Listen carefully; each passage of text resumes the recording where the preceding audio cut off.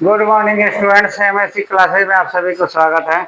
और फिर मैं आपके सामने 12.2 का क्वेश्चन नंबर 3 लेकर आया हूँ। ये आपके सवाल में फिगर में दिया हुआ है। ये कितना सवाल में दिया हुआ है, ये 5 दिया है तो ये दोनों बराबर होगा, 5 5 होगा। इधर 6 दिया है तो इधर भी 6 होगा। 1.5 दिया है तो इधर भी 1.5 होगा। वहाँ ये 6.5 है।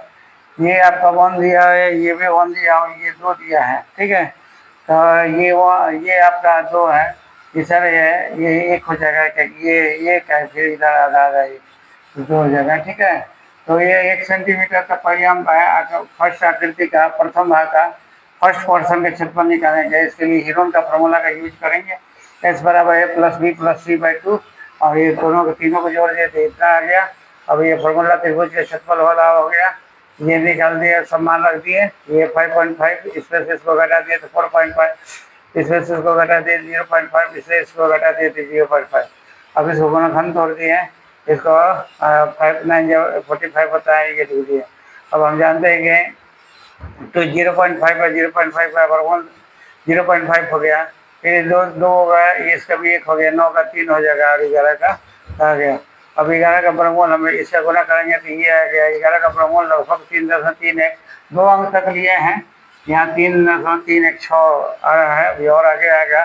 ये अप्रोक्सीमेट में है, इसका आंसर भी आपका अप्रोक्सीमेट में आएगा।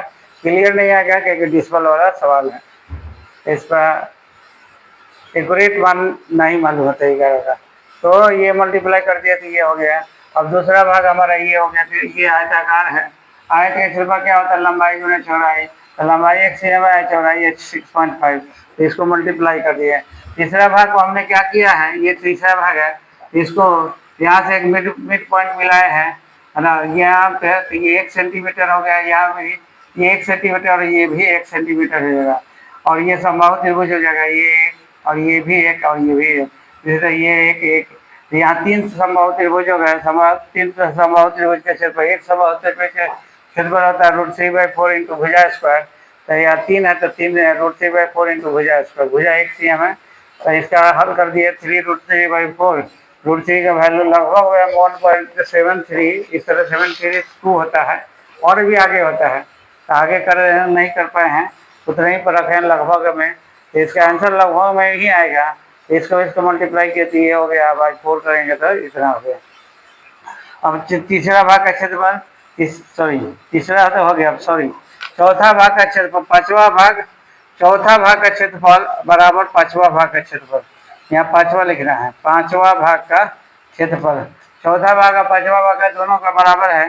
दोनों क्या है, 1/2 का आधार गुना चाहिए, दोनों मान दिया हुआ, ये मल्टीप्लाई कर लिया। अब सबको जोड़ेंगे। सब पहला भाग का क्षेत्रफल ये है आपका, दूसरा भाग का क्षेत्रफल ये है, तीसरा भाग का क्षेत्रफल ये है, चौथा पांचवा का ये है। सबको जोड़ेंगे तो 19.2 cm² हो गया। ये अप्रोक्सीमेट में हो गया, थोड़ा सा अंतर आएगा, उससे कोई मतलब नहीं है, आपका यह आंसर सही है। तो उम्मीद है कि आपको समझ में आ गया होगा। और आपको समझ में आ रहा है तो आप मेरे वीडियो को लाइक करें, शेयर करें, और एमएससी चैनल को सब्सक्राइब करें, और कमेंट करें समझ में नहीं आ रहा, और इसको देखें, समझें।